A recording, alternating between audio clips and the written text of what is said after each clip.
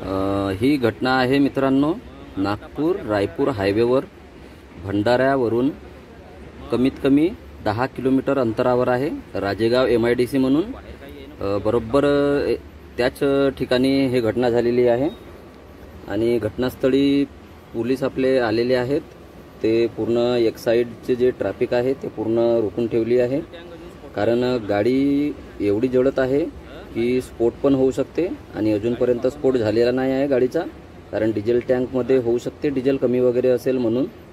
पण तुम्ही आग पाहू शकता किती जबरदस्त आहे, म्हणजे गाडीमधून काहीच वाचणार नाही आहे, हा बिलकुल कन्फर्म आहे।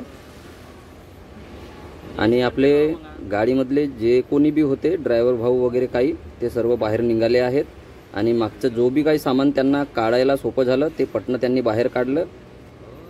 आपले टिफिन बॉक्स वगैरे म्हणा किंवा काही अशा महत्त्वाच्या काही ज्या गोष्टी होत्या, आणि मागचे काही ब्लडचे सॅम्पल पण त्यांनी बाहेर काढले आहेत, ते मागे जे दिसत आहेत तुम्हाला बॉक्स।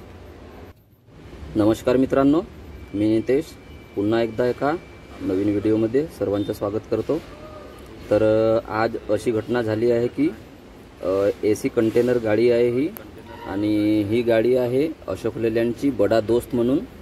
तर इथं काही कंपनीला मी काही दोष देत नाही आहे की ह्या कंपनीची गाडी जळली म्हणून, हे शॉर्ट सर्किटने गाडी जळली आहे। आणि आता हा महिना चालू आहे मित्रांनो, मे महिना, आणि टेम्परेचर एवढं आहे की त्याची काही हद नाही। म्हणून माझ्या भावांना, ड्रायव्हर भावांना सर्वांना विनंती आहे की गाडी लांब पल्ल्याला जर चालवत असाल तर थोडा थांबूनच चालवत जा, थोडी गाडीची पण काळजी घ्या आणि आपली स्वतःची पण काळजी घ्या, नाहीतर अशी घटना व्हायला उशीर नाही लागत। आणि कोणत्याही गाडीमध्ये काम करता तुम्ही वायरिंगचे वगैरे, तर थोडे काळजीपूर्वक करत चला, कारण त्या वायरिंगच्याच कारणामुळे हे असे शॉर्ट सर्किट होतात।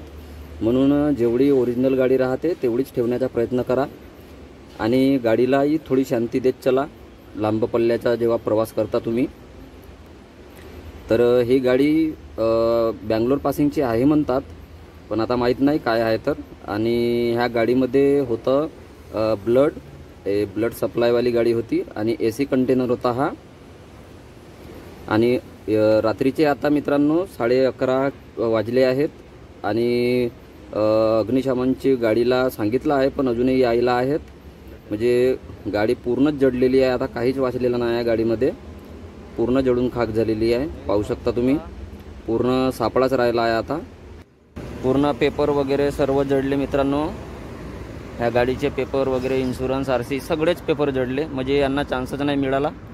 तरी पण आपले ड्रायव्हर भाऊ यांनी हे काही सामान असे बाहेर काढून ठेवले कामाचे, पण मॅक्झिमम सामान जो होता गाडीतला तो पूर्ण जळून खाक झाला आहे।